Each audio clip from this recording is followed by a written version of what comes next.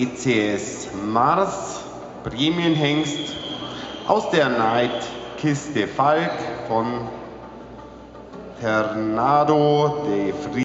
Den Titel gekürt. Von 49 Hengsten erhielt er die höchste Benotung.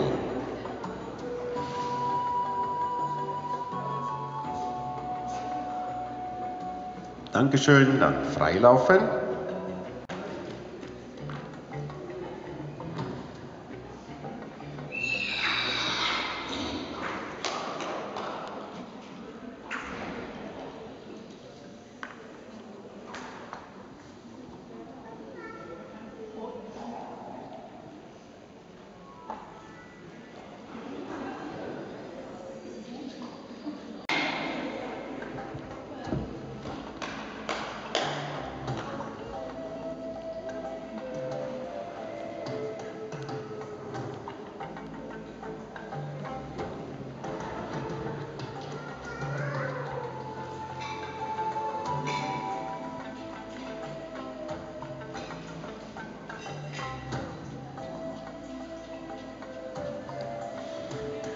So, wir bitten dann den Hengst wieder einzuführen.